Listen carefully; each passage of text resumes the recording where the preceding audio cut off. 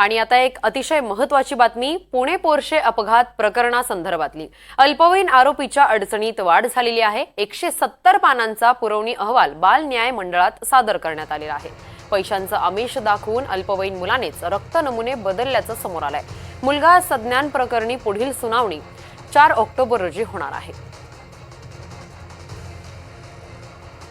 Pune Porsche अपघातात 2 तरुणांचा मृत्यू झाला होता।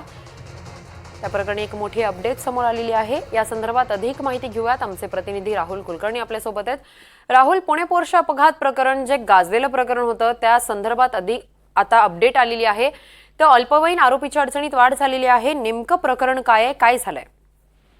हे बघा, 19 मेला जी घटना घडली होती ती देशभरात चर्चेत आली आणि तेव्हा जो 17 वर्षाचा हा मुलगा आहे तो अल्पवयीन असल्यामुळे त्याला बऱ्याच गोष्टींमध्ये सूट मिळाली होती। निबंध लिहिण्याची सूट देऊन त्याच्यावरचा प्रकरण जवळपास दडपलं गेलं तर तो देशभर चर्चेचा मुद्दा झाला। पण आता जे 170 पानाचं पुरवणी आरोपपत्र बाल न्याय मंडळात दाखल केलं आहे त्यात सर्वात महत्वाचा आणि मोठा मुद्दा असा आहे की पैशाचा आमिष दाखवून अल्पवयीन मुलानेच रक्त नमुने बदलले आणि त्याचे एकट्याचेच नाही तर त्याच्या बरोबर असलेले जे 2 इतर मित्र होते त्यांचेही रक्त नमुने बदलल्याचं पुढचं जे मुख्य न्यायालयामधलं आरोपपत्र आहे त्याच्यामध्ये सिद्ध झालेलं होतं।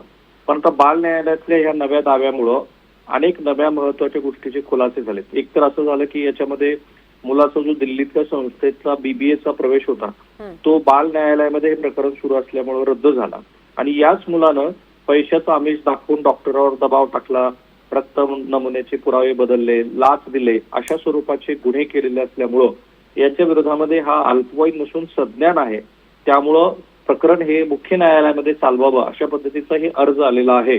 या अर्जाची सुनावणी ही आता 4 ऑक्टोबरला होणार आहे। पासपोर्ट परत द्या अशी विनंती केलेली होती त्यावरती ही अद्याप सुनावणी झालेली नाही। पण सर्वसाधारणपणे पालकांनी मदत केली आणि रक्त नमुने बदलले असं जे मुख्य न्यायालयातलं आरोपपत्रातलं म्हणणं होतं त्याच्यात थोडासा आणखी मोठा बदल झाला आहे आणि याच अल्पवयीन मुलानं पैसे देऊन हे रक्त नमुने बदलले असं हे 170 पानाचं आरोपपत्र सांगतं आहे। नक्कीच राहुल, धन्यवाद तुम्ही दिलेल्या सविस्तर माहितीसाठी।